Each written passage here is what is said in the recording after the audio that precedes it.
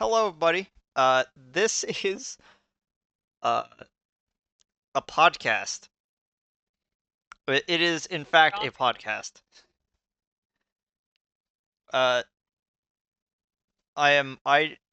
AG. This is Jay, Hello. and we like talking about stuff with each other, and we like bouncing things back and forth, whether or not it's like games, movies, like our own like writing and A stuff. But comic book I've read for like 2 decades almost, and is clearly not hyperfixation. I'm definitely normal about the whole thing, guys. Trust me, I'm normal about all of it, and and I don't have strong opinions at all. one of the things that I was thinking about was I've started this like journey in my like content going back through like some older things that I really enjoy and reevaluating them with like I don't want to say fresh eyes, but with like new perspectives and stuff. And one of the things we really wanted to talk about was the Sonic Archie comics going into the IDW comics. Mostly because it was Mm. such a fundamental part of my enjoyment of Sonic as a character, which, considering that I just did a playthrough of Sonic Adventure 1, and I'm Oh yeah, I was seeing those videos pop up in my feed. Yeah. I just started recording Sonic Adventure 2, and I'm still debating whether or not I actually want to go ahead and Keep going.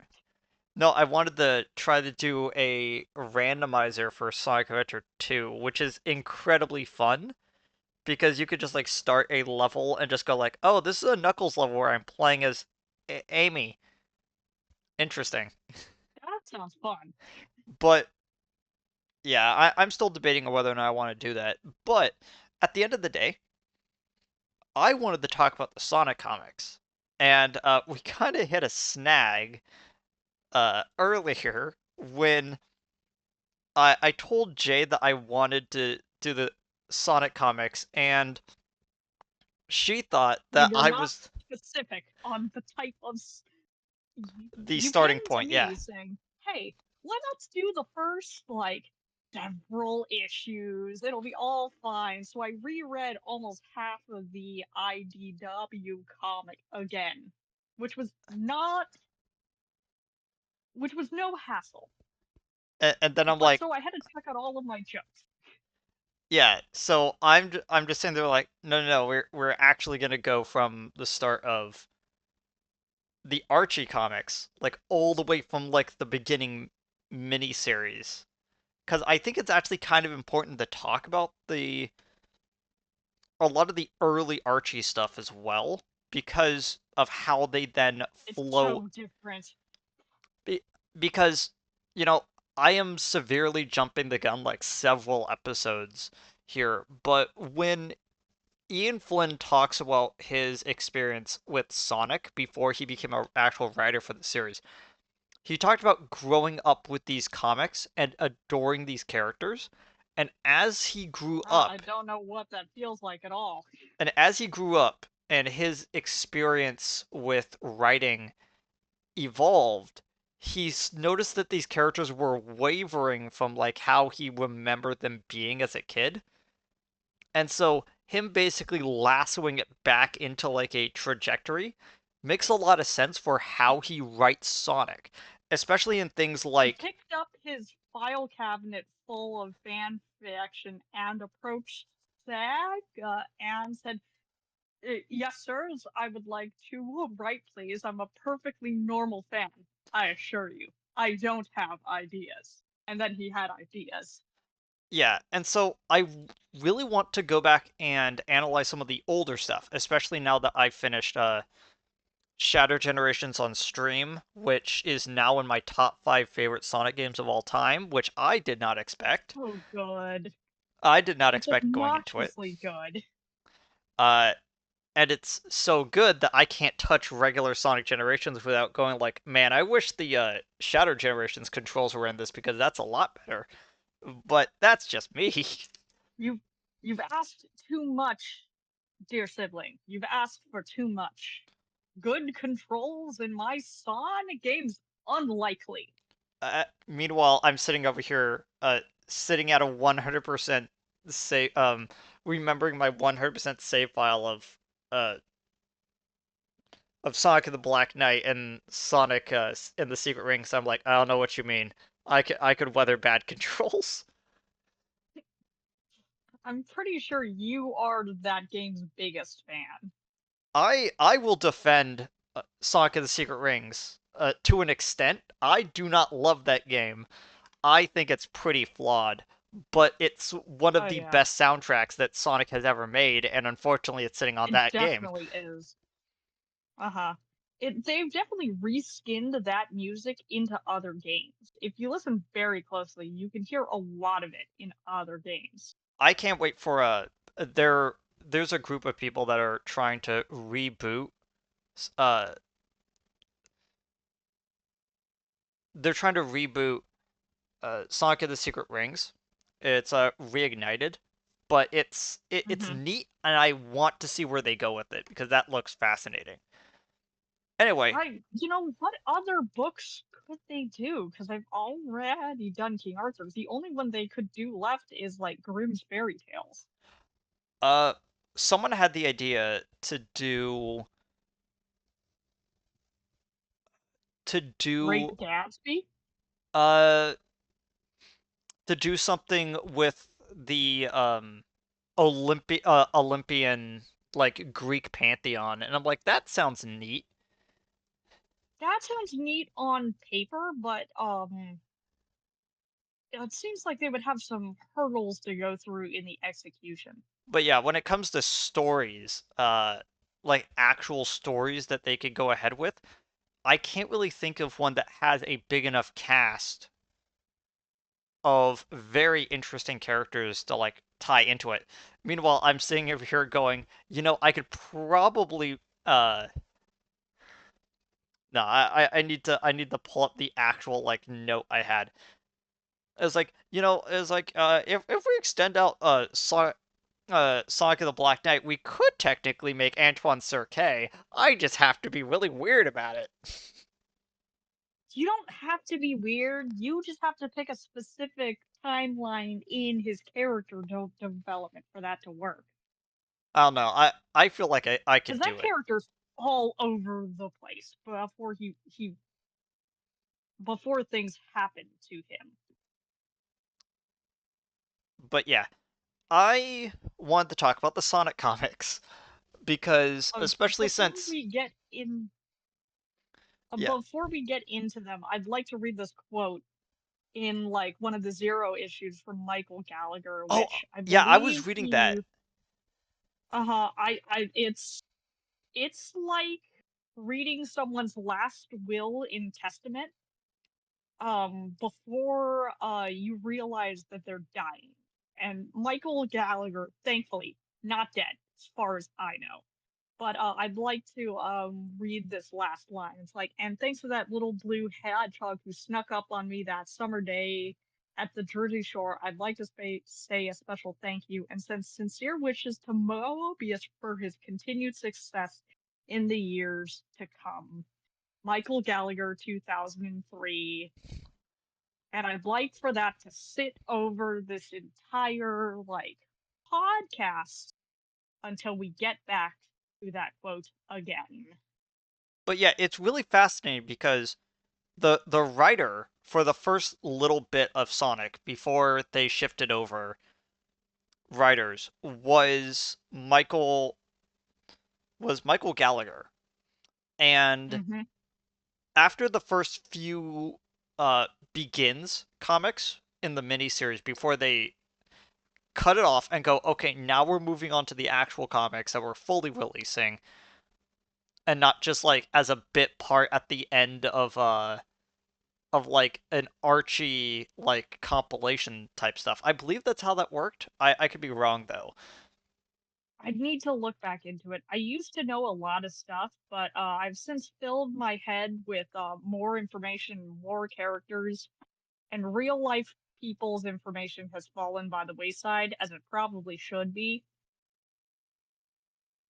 But yeah, it's really fascinating because he talks about the fact that he was working onto this comic and he was like, I have no idea what the who this guy is, and I don't know what his deal is.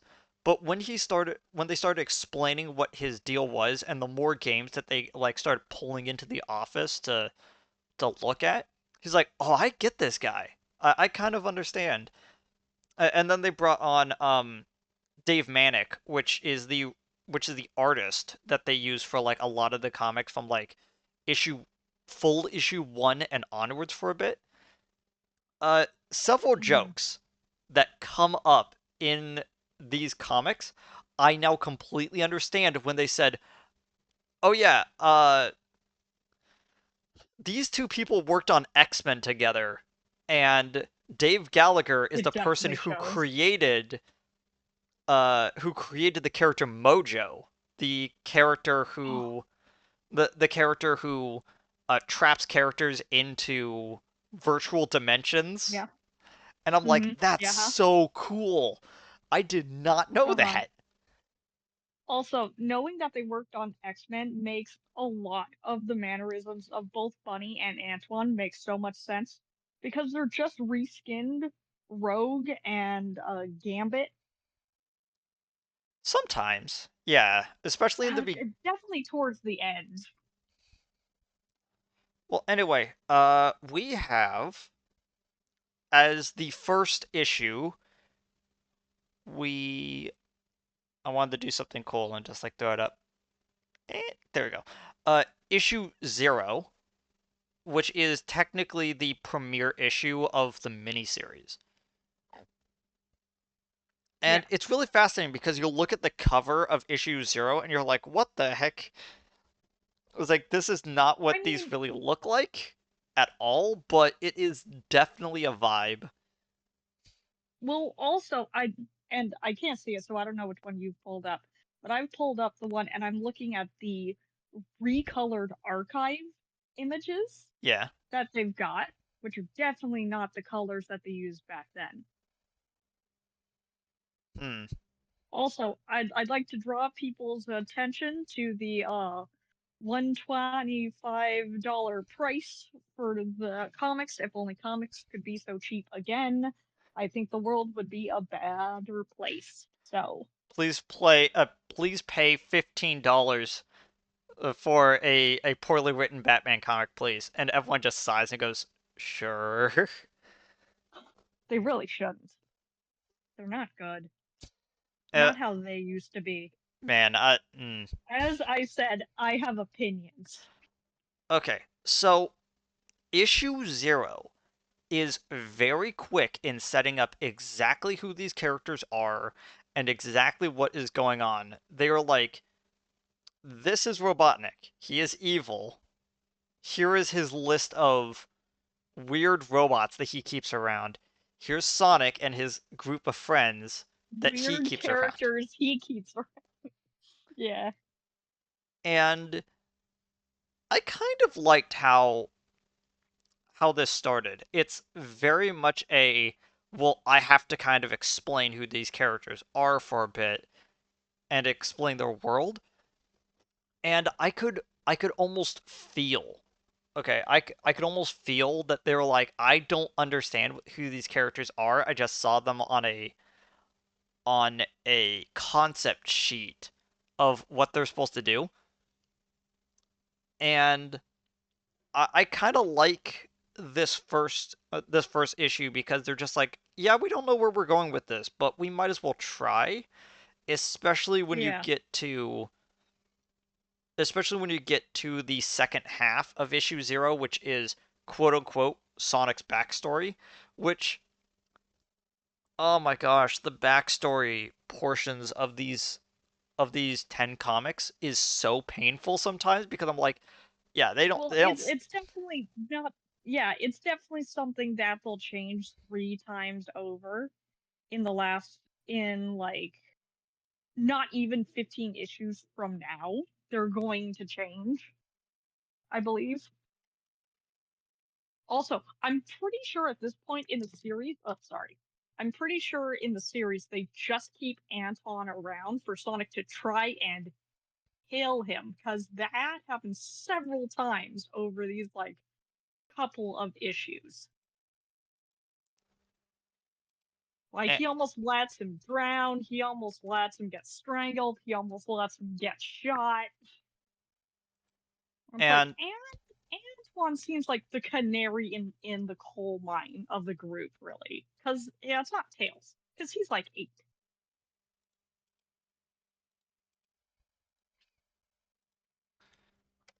but yeah, this first comic half, I'm gonna just call it that. It's the first storyline that's in the comic, is very rudimentary.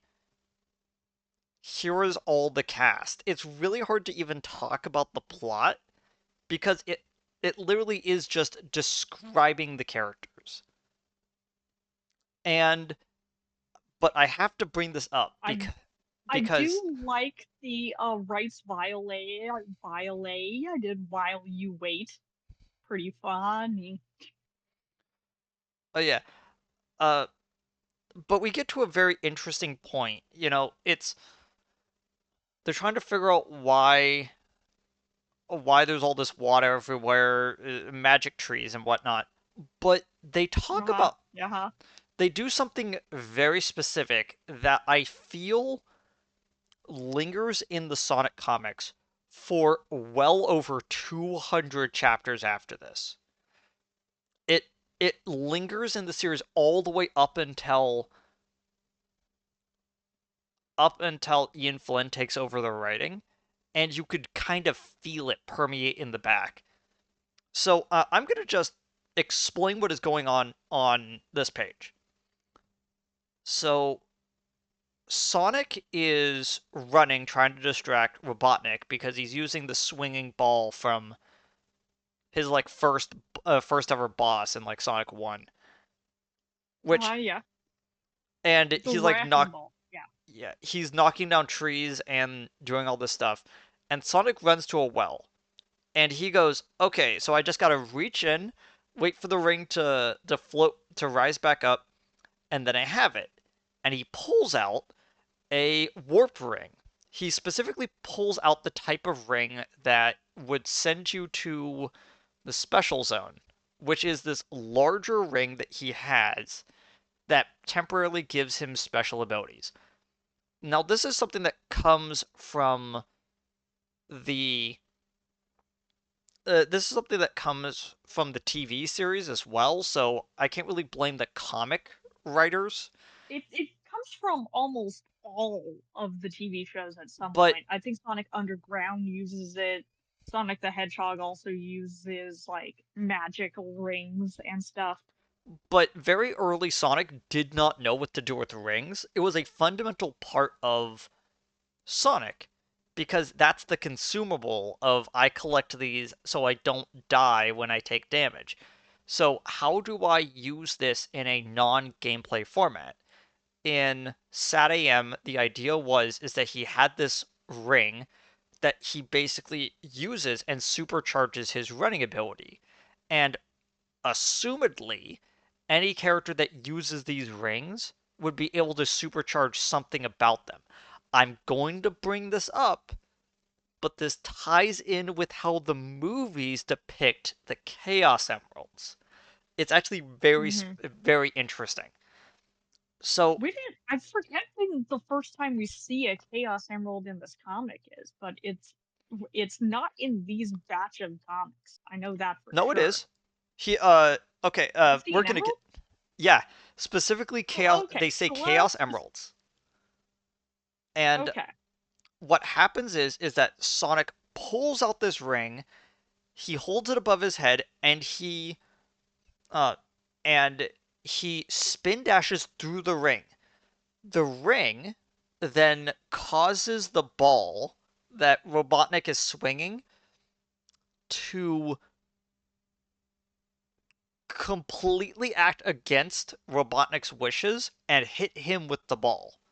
Now, this is not And it also fails to hurt him because like you can see in the trajectory of where the ball is, it would have hit Sonic, but he's immune. I assume because he was going through the ring at the time it was moving up. But yeah, this is something very interesting that, again, sticks with the series all the way up until I want to say like issue like 200, to where we're in the Yes. 200s of Uh-huh. Sonic, where these larger rings are considered basically a power up. And I might as well talk about this now since I brought it up. In the second Sonic film, there is a moment where Robotnik gets the Master Emerald, which in this universe, the Master Emerald is used as the container for the Chaos Emeralds, which is a neat twist on it, but it does kind of mean that they're It's not the sign first time I've seen that though. it means that they're signposting that they're blocking off certain storylines that they're not going to do. Like they're basically saying, no, no, no, this is what the Master Emerald is now. We're not doing Chaos as a storyline. And I'm like, you know what? Well, they could do chaos. It's like, you know what, They movie? could still do chaos in a different way. it it does kind of feel weird considering that in the Knuckles TV show, like Tikal's dad shows up as a ghost that follows like Knuckles around a little bit, and it's fascinating Yeah. because it's like, oh, so Uh-huh. you are gonna use this? The okay, where are you going with this? But when Robotnik gets the Master Emerald and he gets the power inside of him, it does not make him fast. It does not make him powerful. It makes him have the ability to Connected. create. And he Well, I think basically it connects it more. so what happens is that he sees a military tank and he completely takes the tank apart, all of its pieces that are metallic, and reconfigures them into the exact shape that he wants. His intellect and creativity are the things that are enhanced with the Master Emerald. And I kind of feel like that with these larger power rings, they do exactly the same thing. Sonic Yeah. is getting a power up through these rings that allow him to emphasize the exact thing he wants. Because there were several times in which characters will get rings as well, and they will enhance their favored stat, which is how I'm going to refer to it. It enhances their favored stat in the way that they want. And it feels really weird that we're like still on this topic about the first Like Sonic comic, but it is important to state that this is where they're going with this plot line, and it doesn't feel like they ever deviate from this until rings basically become currency somewhere along the line uh-huh. instead of power ups. But yeah, as I said, there isn't really too much to the plot of the first half, and the second half is for comic readers explaining who Uncle Chuck is as a character, where it's Great like, oh, man. We love him. it was like, okay, Sonic has an uncle. He loves his uncle, and He he also is has a upset. dog.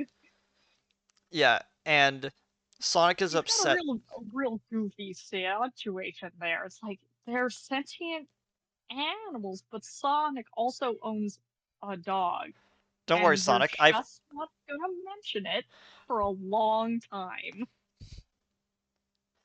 But wait. I You do you can believe talk. I've always been able to talk. What do you mean?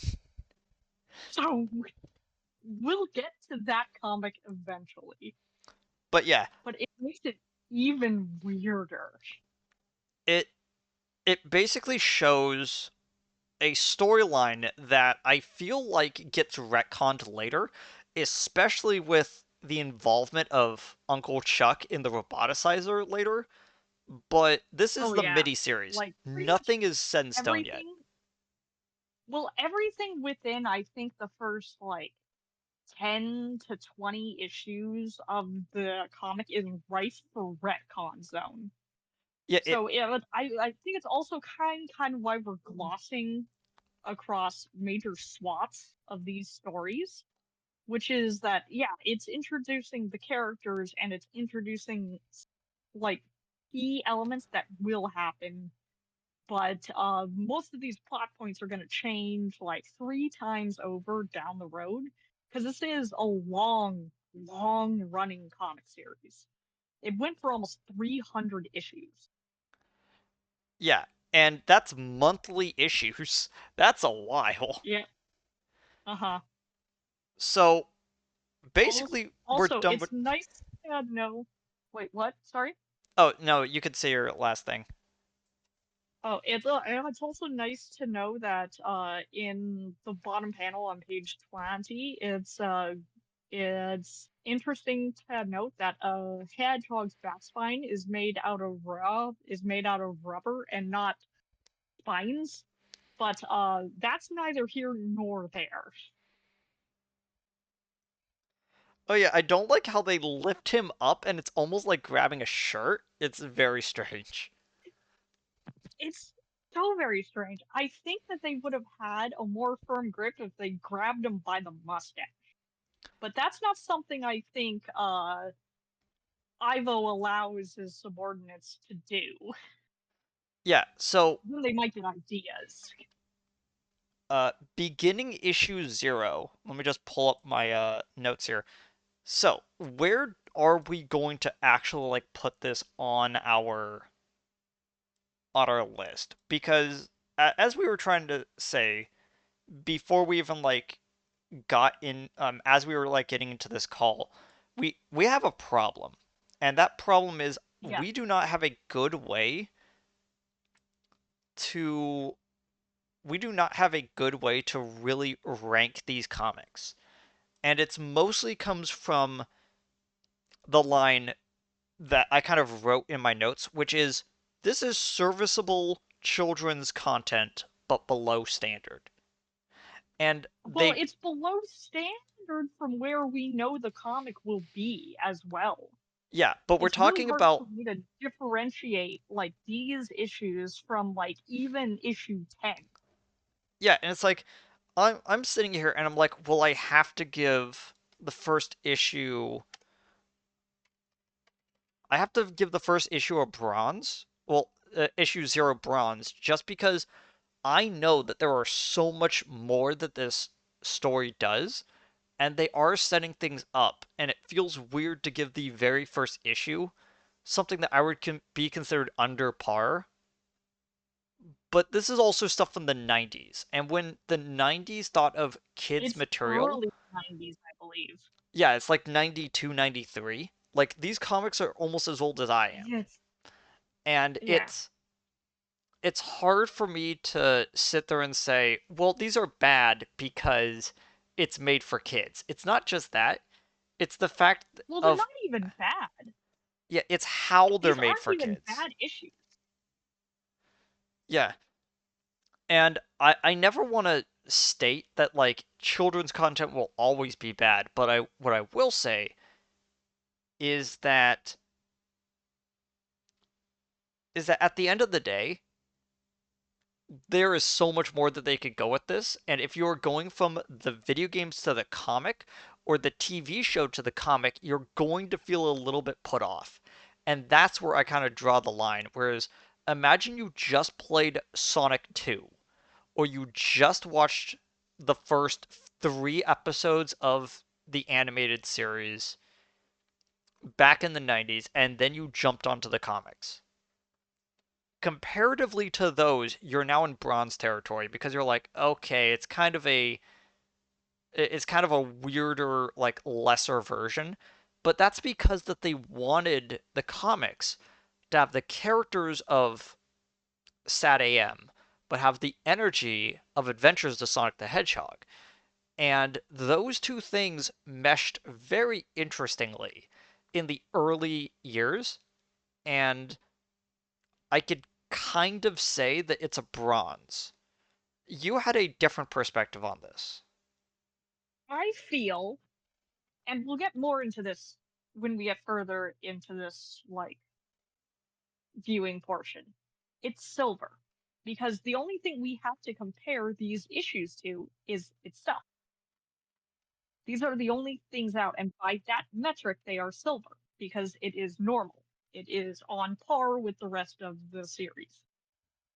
We can't, and we're going to see this more and more as the series progresses. We really can't be comparing these characters to their comic counterparts because in some cases, Sonic is a completely different beast, and we'll see that in like once we start to get towards like issue 75 and onward.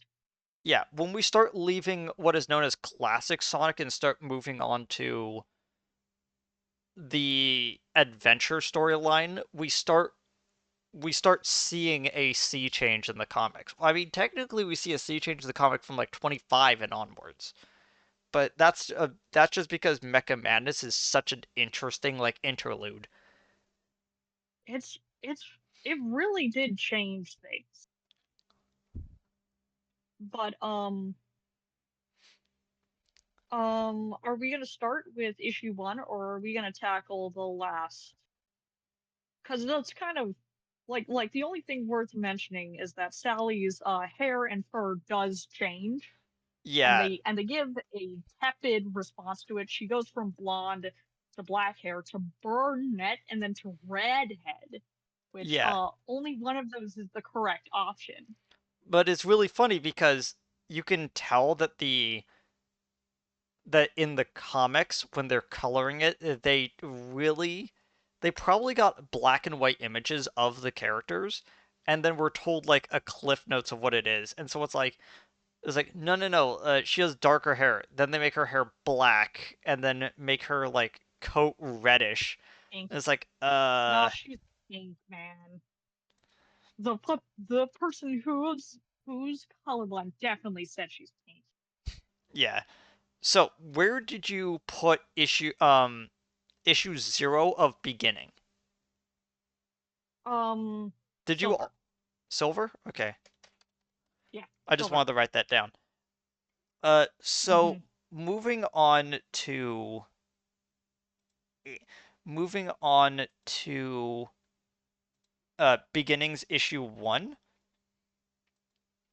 I don't really have too many notes for this issue in particular, Well, it's the same principle but of it really the things. Yeah, just we get to see more of Sally's intelligence, and we see why she's actually in charge of the group, and she's not just here to be a ditz, like a lot of especially kids cartoon characters had.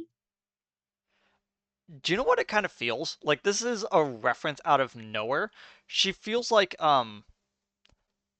she feels like Cuddy from House. You know, where it's like I have to put up with you. Don't make me actually wave the I'm your boss card, you know? Yeah, because And normally she doesn't have to, but when she does, yeah, and it's like and you could definitely tell that she's like from like the first issue when they were first introducing, like they clearly go like, "Oh yeah, Sonic and Sally like each other as like a crush, but they're never going to commit to anything because they're in the middle of a war right now. They Sonic have is they have better things to think about." And you could definitely tell it and from issue 1. Sonic is afraid of commitment. And that's his one constant character trait throughout this entire series. Is that he is deathly allergic to commitment. But yeah, the first half of the issue is Sally knowing that she's going to get captured when she goes to this like meeting with Robotnik. So she has Rotor put these chips in the bottom of her shoe so that when she gets put into the roboticizer, it's going to analyze the system and then they could figure out a way to reverse engineer it. Basically using her as a sacrifice, but they should be able to reverse it whenever they want. And it's like, okay, Uh-huh. this makes a lot of sense. Unfortunately, Sally isn't good at giving instructions, and Sonic isn't good at taking instructions, so he saves her anyway. Well, also, also, her issue is that she's surrounded herself with very to semi-capable people who know their jobs and positions really well, and that backfires tremendously. it's actually kind of fascinating because I think the only person on the team, especially after they get Bunny, that doesn't really have a place at this time is Tails because even in the games Child. up until I want to say like just before Sonic 3 came out, Tails was not really seen as anything other than, oh hey, it's the player 2 character. It's they don't really Yeah. have a characterization until He Tails is was a like, Luigi. yeah, he's the Luigi of to Sonic, and he doesn't really have a purpose. And as time goes on, and Ian Flynn writes more of Tails, you could definitely tell that he took that to heart when he was reading the comics. Like, this actually comes up in Frontiers a little bit, where he's just like, why am I so pathetic? Why can't I be a cool hero? It, And Sonic grabs him and goes, it also Tails, comes up in Lost World too, yeah. It was like, like the Sonic, Hex games when yeah. yeah. Sonic basically grabs Tails and goes, Tails, you're still a kid. Technically, I'm still a kid. It's like, we're trying our best here. It's like, you freezing up is fine. You can be a hero another day. Just, you're on your path to being a cool hero. And Tails' whole thing is, yeah, but I'm not there yet. Because he has a hero to look up to. And the fact that that's been Tails' storyline for well over 20 years at this, well over 30 years at this point, is kind of telling, but Mhm. I don't feel it's Well, if you could bad. stop being 8 years old, really, that seems like a him problem. I mean, Also, Sally gives us unsolicited feet pics, and I think her entire character should be blurred out in that entire panel. But that's just me. yeah. The second half of it is dealing with Jaws, which is a reoccurring badnik that Robotnik has for underwater things. Correct word, yes. Uh, the If you pr- had said bad guy, I would have corrected you. So that is correct. it is really interesting that how over the years they've made sure that you do not confuse chompers with jaws. Chompers are just are just metal piranhas. Jaws directly attack Sonic when he's underwater, while chompers jump up out of the water to get to Sonic when he's on land. And so it's like, okay, so any single time that Sonic is dealing with underwater stuff, Jaws will be there to annoy him. And I was like, okay. And then I sat there as Sonic is like constantly talking underneath the water, and I'm like, uh-oh, I forgot about He's this. saying long-winded things in there too. That's like I for one, he can't swim, and two, he definitely can't breathe. Although you could tell that at least a little bit of the games got to the writers about like how things work because Sonic just goes, The bubbles, thanks for creating bubbles. I'll just eat these so I have more air. And I'm like, no, and he Sonic. only eats one. Yeah. It was like, I do like how eating the bubbles always seems to come back up in Sonic material. It's very funny. Mm-hmm. But yeah, that's issue one. Silver. Uh, I liked it more than issue 0. I can tell you that. It's definitely a higher silver. I'm still Because gonna list it because as this is bronze. what that's fair, but I'm telling you what I said before, and you are correct to place this at bronze if that is how you feel. But I'm kind of going by the average that will be set. Like especially for the classic era, this is normal. This is just normal stuff that just happens. Yeah. I okay, so originally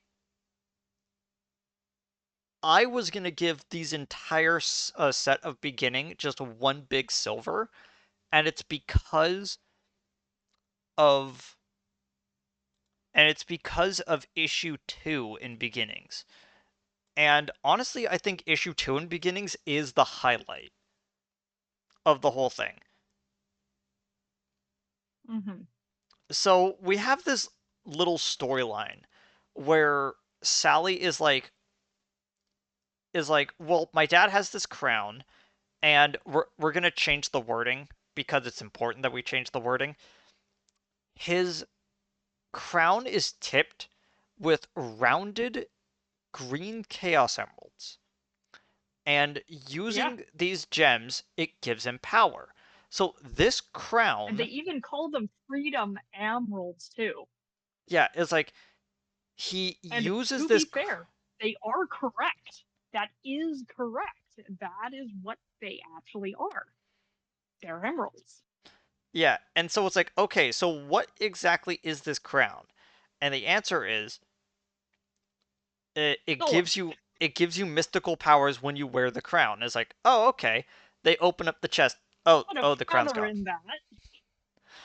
And they're like, well, now Shock. we now Oh, we now we have to go find the gems that are on the crown again, and the entire issue is basically a little mini game of okay, so we need to go to the four corners of the earth, and we have to figure out the clues to where all of this is. also, Oh, hey, Jaws is back. I think part of this was just so that they could have Antoine say in his very French accent that I cannot replicate for the life of me because I'm terrible at accents.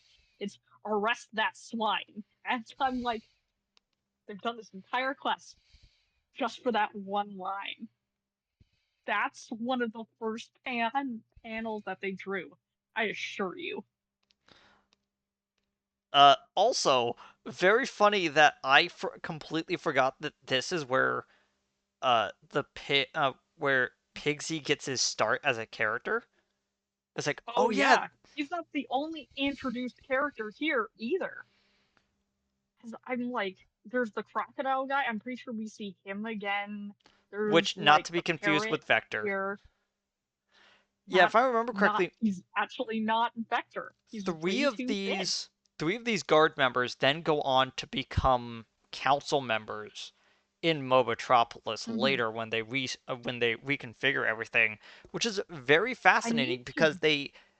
because it's almost like, hey, we have seniority because we've been around a while. And Yeah, they have. Sonic says in the full comics during a passing joke that there's about like 200 people that are living in Knothole just underneath the ground waiting for a chance to actually like do some sort of raid on Robotropolis. It's like there's a bunch of freedom fighters that aren't just the main cast that want to go out and try to do something. It's just that we don't see all them because Sonic and his group of friends are the main characters.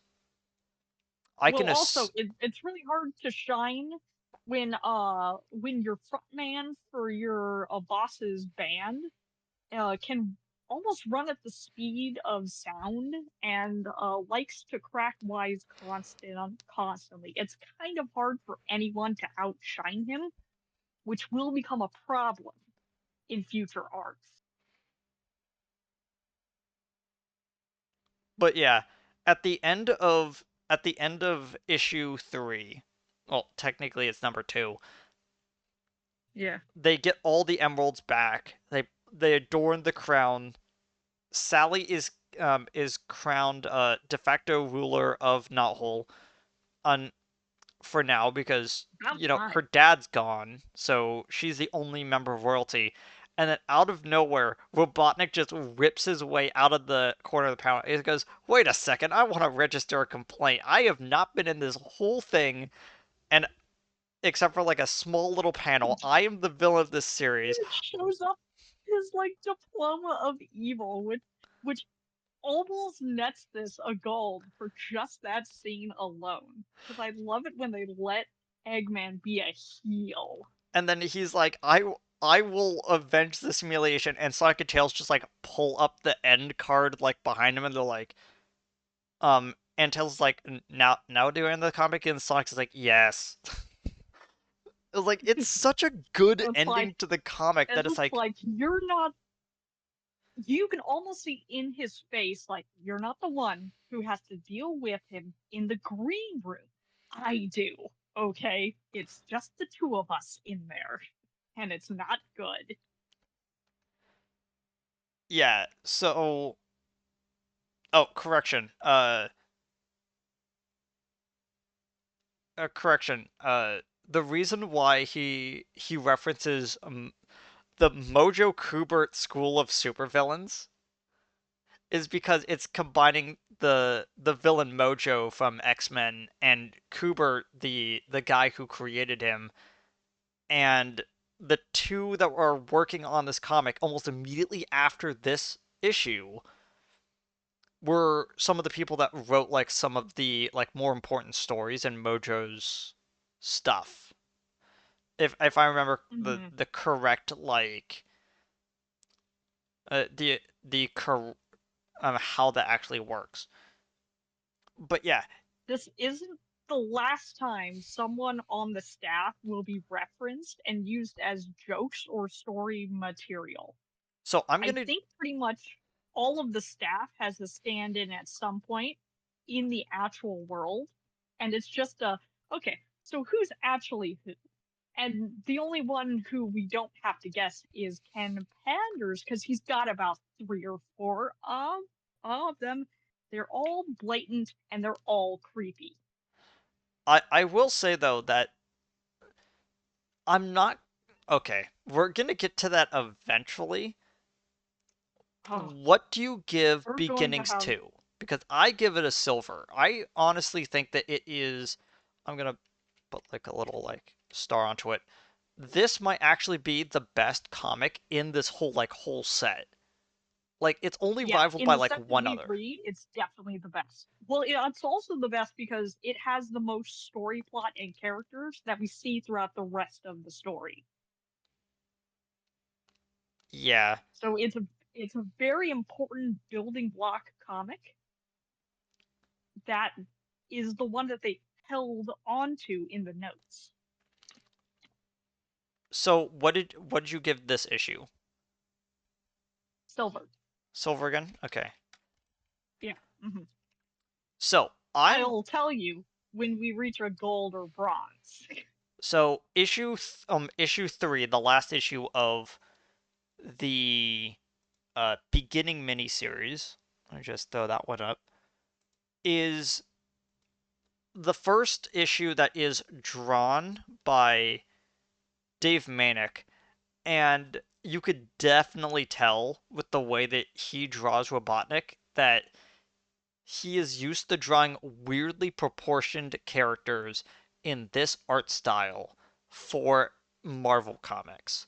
It definitely has an 80s Marvel comic vibe from this point onwards that it doesn't Hmm. really phase out of until like issue 20 or so, when I think he Yeah. stops working And on the then comic. Eggman starts to get creepier in design.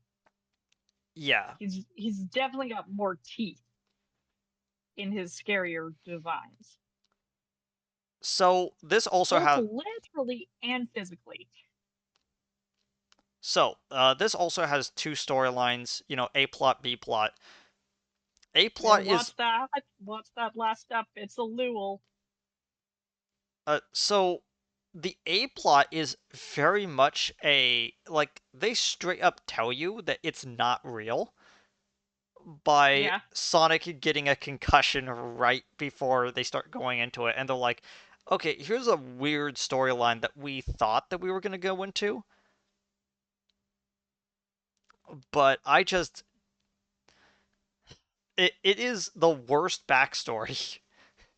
Okay, so Hey, the way yeah, that know how I told you I would tell you if I saw a bronze? yeah, so Well, the backstory yeah, you first. is that Robotnik, it looks exactly the same as he does normally, just without a mustache that's sure that he's younger, is a childhood friend to Has a Sonic, mustache.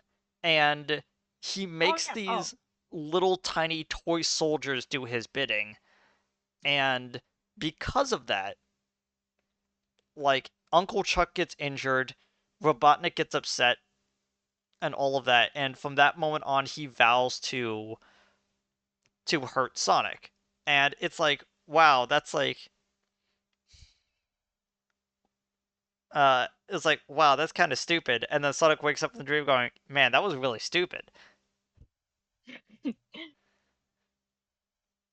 It's almost like he could read our minds.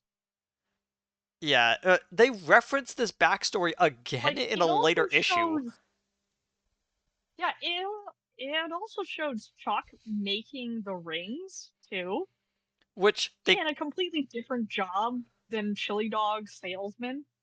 which I will state in the Sat AM TV series, Uncle Chuck was not only the creator of the roboticizer, he was also the creator of the Well of Rings, if I remember correctly. Like there was something about like I'd have to Chuck. rewatch. We could also lump that into this at some point, but I think the most Yeah, fascinating part is Chuck being the focal point of everything that Sonic is.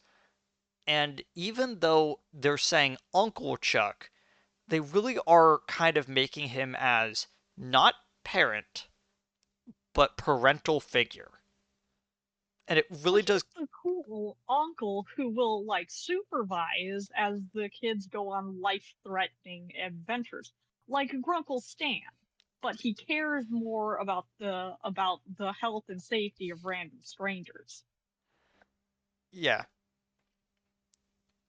I was about to rate this before I even get onto the second storyline. The second storyline is that I would like to point out first the walrus pan-up calendar that Rotor has in the background.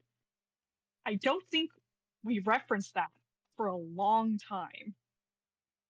This kid is like 10. Why does he have that? I'm trying to find the exact. Oh, I see what you Are mean. you looking for the calendar? Yeah, that thing in Yeah, the that's a background. weird like inclusion. So the second half of the storyline is one of the first times that this particular story comes up, and it is an adaptation of a Sat AM episode in which Sonic pretends to be a robot, infiltrates Robotropolis to kind of see what's up, and the only reason why his cover is blown is because he sees Uncle Chuck on the production line being used as manual labor. Which And fair. he kind of is unable to really like hold himself back when he sees Uncle Chuck being like driven like unable to stop working no matter what, and Mutsky turned into a robotic guard dog. It's like it's really bad. Who can't do his job properly. It's almost like they still know who he is deep down inside and can't do it. But yeah, that's basically it. And the ending of that storyline is just, well, there we go. And it's like, okay, there we're done with the intro issues. And honestly, like Yep. when I say that it's not good, but definitely not bad, I am not trying to I'm not trying to be rude to the series. I'm just trying to say that it is children's content made in the 90s. It all of it as a whole is bronze with a little bit of like actually like on par silver like mixed in. But you're rating everything as Yeah. baseline right now until something is egregious. Yeah. Like the last issue, which because of the first half, I would say it's a bronze. The Uncle Chuck stuff is really cool, but they should have put that one first. Yeah. Honestly, if they did it in reverse, it was like it could have been fascinating, but oh well. So issue one, this is a classic issue one that when rereading it, I was like remembering everything that was about to come up. It's probably like one of the most reread issues just because it's simple. Yeah. And if you were to pick up the Sonic comics at this issue, because it is issue number one, the real first issue, you then go, oh, I see what they're doing. Okay. It's still with. Those are emeralds, you're right. And look at that. They're all green, ain't they? Yeah. Uh, Yeah, they're all green.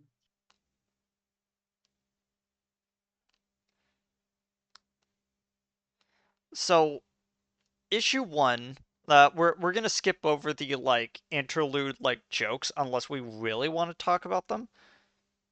But Oh, the we a tackle a lot of jokes in the first bit. yeah, issue one has uh the crud Universalamander. huh? No, this is the Kredzu plant, like actual issue Give one. me a second. Oh, I was on issue 4. I'm very silly. That's I'm okay. looking at a completely different issue. We will talk about something very interesting about the Universal Land Alamander later, but the It's the Kredzu plant, universal element. I now understand what it's a reference to because the Kuzu plant is a real thing, and I'm like, I get this Yeah. reference now. But And it's just as devastating as the real life counterpart. I will say though, starting with starting with issue one, you could definitely feel that the visual gags are a lot better like set up. Like I have constantly thought about the scene where Sonic and Sally are bringing Antoine like curled up in the vines, and Rotor is sitting there like, okay, what are we gonna do? And he's just like making like a quizzical face at Antoine sitting on the counter, and he goes, "Hmm, good thing I have my handy chainsaw." And then Antoine faints as Rotor finishes cutting off the edge of And his hair falls off. Yeah. and Rotor finishes cutting off the part of the table that was sticking out, and you can see for So like he a could get closer. yeah, and it's like, and you could see in like one of the earlier panels from the other page, yeah, that is sticking out quite far, and it was like, wow, they actually like had a build up to a joke. I am surprised. Yeah. And then it's like, oh, this plant's still mechanical, so water short circuits it, unlike regular plants. So all we have to do is wait for a rainstorm, and then it just goes away. And then it cuts back to Mhm. Robotnik, and he's just like, well, all of this is going in the trash. This was all a waste of time. I also joked, see Great Forest, 25 cents plus $50 tax. If Yeah. I'd like that one. If that's not an indication between those two panels of how comedy works in these comics, I don't know what is. So the second half is Sonic gets sent to Casino Night Zone to look at what Robotnik is doing, and they basically set up Casino Night Zone as basically a casino that, oh my gosh, I forgot the name of the casino was Reno Botnik. I just looked at the page. Oh my Did gosh. you also forget about the waitress who is only wearing a sorry, the robot waitress. I have to quantify that first before I say this next part, who is only wearing a bra Yeah, yeah, I noticed. and roller skates. Don't And forget the roller skates.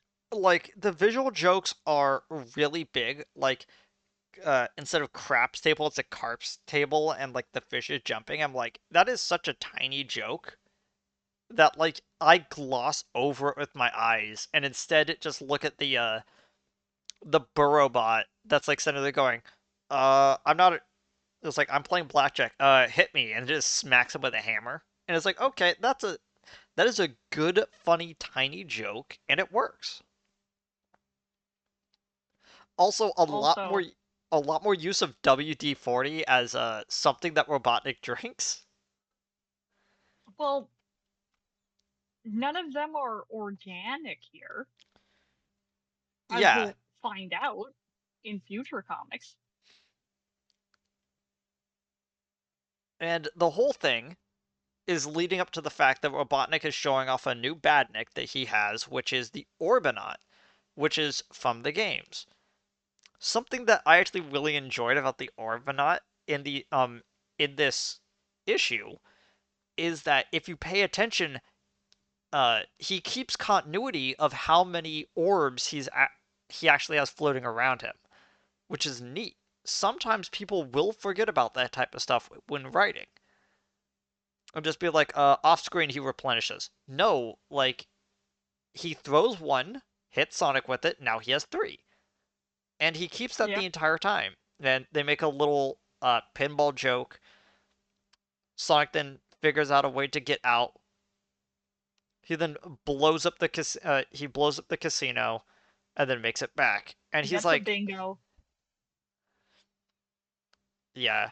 And it's like, okay. It was like that's where we are. And I'm like, still serviceable children's content, but there's something about the tiny visual gags that that now makes this issue go up from a yeah, that makes this issue go up from just under par to at par. Where it's like, okay, now you've got it down. We are now at silver. It's like this is a vibe where we're at, which is pretty great. You know what I mean? Yeah. Where it's like, okay, so you have actually done good visual gags, and what do you know? Their visual gag type comedy works for the little mini little mini jokes, single page jokes that are there too. Like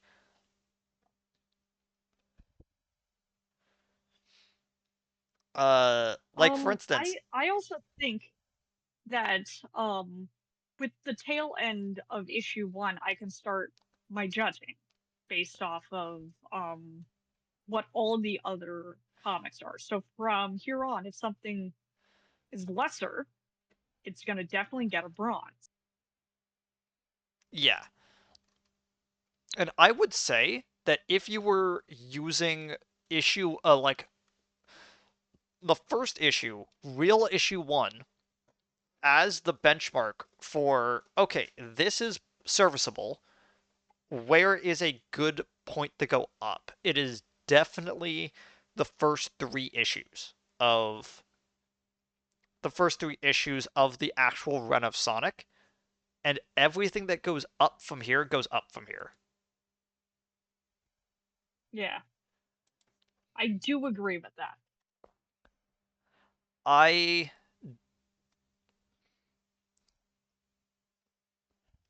okay, moving on to issue 2. I think now that we're like at like a good like pacing, we could kind of like start like speed running like what we're talking about because it's a little bit easier to kind of like explain what's going on now that we're out of the beginning, right? Because Yeah. now we're at this like I want to say Power Rangers-esque storylines where it's Sonic and his friends are doing something normal. Robotnik goes, "Ah, they're having fun. I'm gonna ruin their fun. Here's what we're gonna do." You know, like issue 2 introduces some of the characters from the TV series, you've got like Scratch Grounder and Coconuts.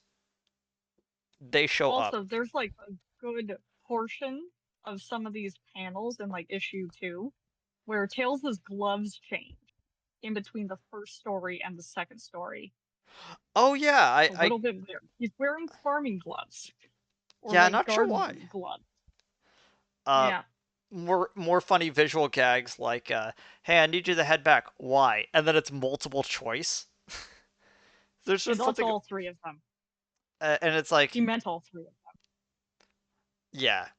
And then the B-side storyline isn't really that important until very, very much later, but it is one of that like wacky like Archie comic stuff where it's like, hey, here's this like weird like interdimensional space type stuff that we're not really gonna say what it's there for, but we're just doing this to have some like weird visuals on screen because bright colors help kids. It's not that good, but does it does attract kids to like reading your stuff more. Yeah. And I do kind of like how they have this like little mini thing about like, okay, so we've been getting a lot of fan mail. Why does Tails have two tails? And they go through like all of these like possibilities, and the real answer is that Tails was just born with two tails. That's it. Although I did like the joke of he actually has Antoine's tail, which is why he doesn't have one, and I'm like, okay, that's funny. I always forgot about that Antoine doesn't actually have a tail. Yeah. Well, he has one. It's just really short. Yeah. So just to, like skip through it, we're both silver for issue 2, I would guess. Yeah.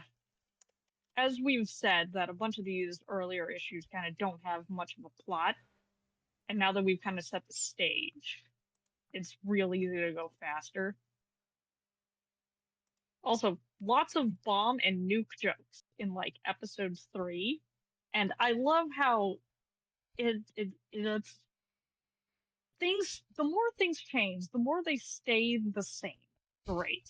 It's real great.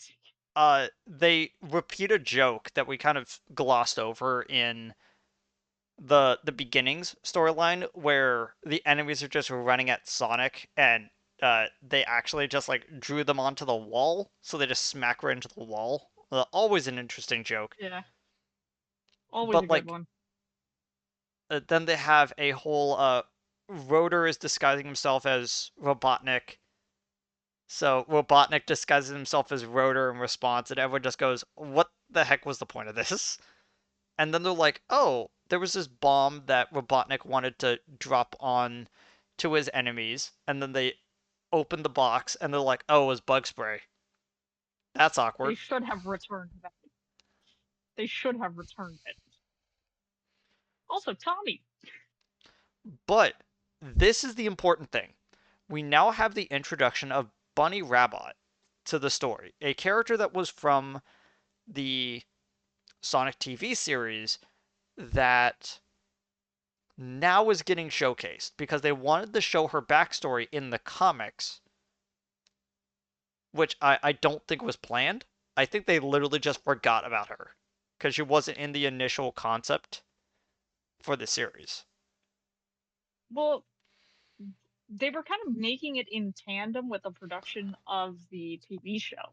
So it definitely shows that Bunny was the latest addition to the group, Yeah. which is interesting, seeing where her character goes.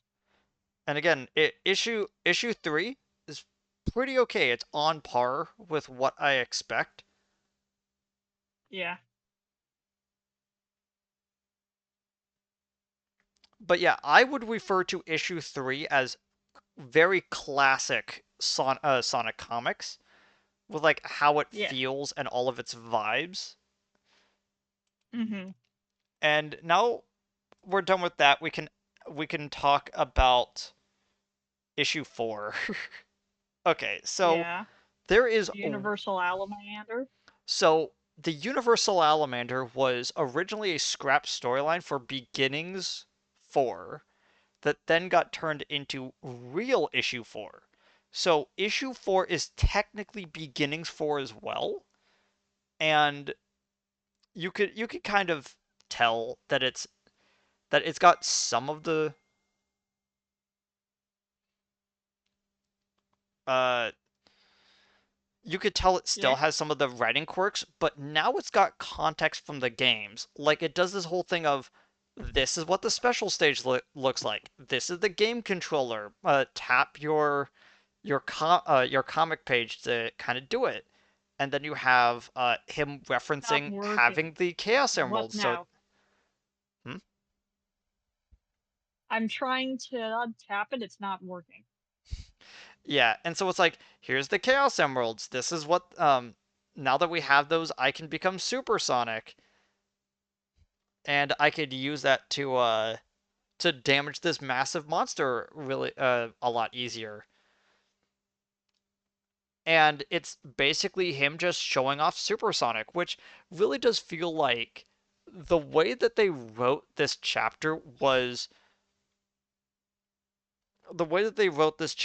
was that Michael Gallagher finally sat down to play the comics and he's like, "Oh, this is really cool. Why did I not know about this?" Yeah. All yeah, And also, towards the end, we also see a real who's who lineup of villain comics here. yeah, and you could tell they're all from Marvel. And it's like, okay, you kind of got away with doing Lex this. Luthor is there. Yeah, It's Lex Luthor. Who else would that be? but yeah, uh, issue number 4, it's definitely silver. I don't think anything really crosses into gold for a very long time. But at this point, everything's Yeah, just like, yep, yep, we're doing good.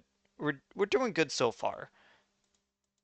And the Tails side story kind of goes nowhere, but you could definitely tell that Tails wants to start doing like heroic things. He's just uh incompetent. They really do set it up like no, Tails is a bit incompetent right now, but don't worry, he'll get there eventually. he has a good heart.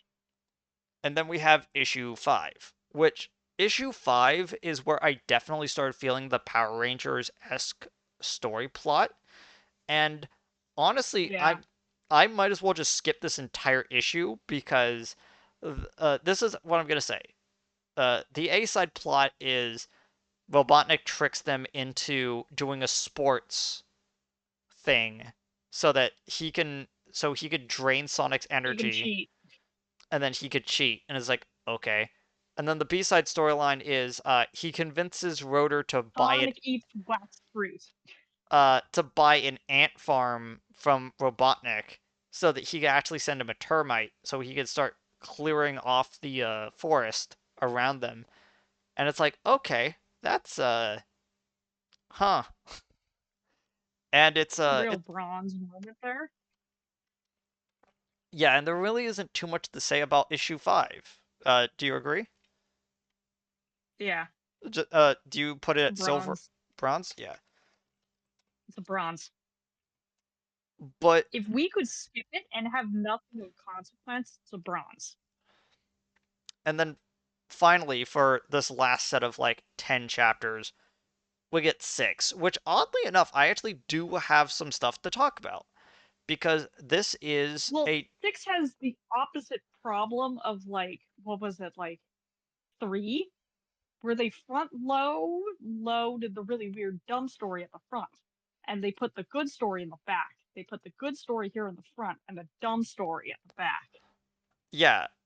This is supposed to be a comic tie-in to Sonic Spinball, which to be honest isn't that good of a Sonic game, but it is a classic Sonic game. And Hmm. it's pretty okay. The problem is that it's then followed up by an incredibly awkward Sonic Christmas story because it happened to come It's out. a Christmas Carol story, yeah. It, Uh, it, it, it comes out right before Orthodox Christmas because it came out in like January 6th. yeah. which it references back to the childhood backstory of Robotnik being a childhood friend of Sonic's, and it's like, why did you reference this again? And I know why. Because it's another dream sequence. and and it doesn't really do much. And once again, it's a story that ends with Sonic waking up from a dream and them going, "Oh man, it's a good thing that none of that was real. Here's this splash page of like funny Christmas art that we drew." And I'm like, That right there could have been the entire comic. One box with the and reindeer butts and the singing and the shoe sleigh. Could have been the whole thing. yeah, I'm forced to give the sixth issue bronze Yeah, just because I feel like at the end of the day there there isn't really too much to talk about besides the Sonic Spinball tie-in, and that's what it says on the tin. It's a Sonic. It is a tie-in comic to Sonic Spinball, and there you go. yeah. And I don't mind it. I don't mind the fact that it's there, but it's certainly a choice. I don't. It's definitely good that these are the earlier issues, and there's definitely no weird stuff that happens in later issues that will cause entire arcs to just get stoned. But yeah, Definitely really glad. what'd you list this as? Bronze again? Um, yeah, Yeah. I already said that issue, that it's probably either beginnings 3 or actual Sonic 3 that is my like the best comic from this set. What did you think was the best part of this set? definitely issue two, not three, two. Yeah. If you liked three, great. Yeah, 3 is pretty nice, but I would say though that the reason why it's so hard for these is because it's a very interesting intro to all of this. And I don't want to I want to kind of like try to like play it up a little bit going, "Oh, don't worry, it's going to get better." But of course it's going to get better. The problem is that where it starts. It starts at a par and it has some dips into it and there isn't too much to say. It is serviceable Yeah, children's content and it's fascinating because that's kind of where Sonic was at this time too. They were children's games that were pretty okay for its time. And I don't think there's anything wrong with that, but when you try to explain why you like the Sonic comics, and you have to first start with these comics, it's really awkward. yeah. I By the way, I Here's doubled. what I'll say as we're wrapping up about this is that if you're looking to judge the quality of the series based off of these issues, don't. Please wait until issue 25. Yeah, I really do feel that when you go from like the first 20 issues into 25, you then go, oh, and that's when you start getting to the cool stuff. Mm-hmm. So, did you have any final remarks for this first I set of I think comics? I think I've pretty much said it. Um, Sally is one of my favorite characters in the main cast. Um, Sonic and Tails are close seconds. Um, but she's definitely got the more interesting character development of the group. Yeah. I think I think the one thing that I would say is you could definitely tell that they didn't really have a plan going forward. It very much is that like Power Rangers, okay, we're gonna throw things at the wall, and the first one to come up with an interesting idea, we're gonna just roll with it until we run out of an idea. And it's fine, Yeah. but fine does not get you critical acclaim. Nah. Anyway, I think we're good on that. Yeah. Well, Prob this was fun. Yeah. Hopefully we'll be a little bit more prepared next week or Yeah. every other week. Did you want to Well, think? at least I know which comic series we'll be on. Yeah, definitely. I guess you can hold on to that janky meme I made until we eventually get there. Fair enough. Okay. Uh, I've been AG, and this has been You can even yeah. I'm Jay. yeah.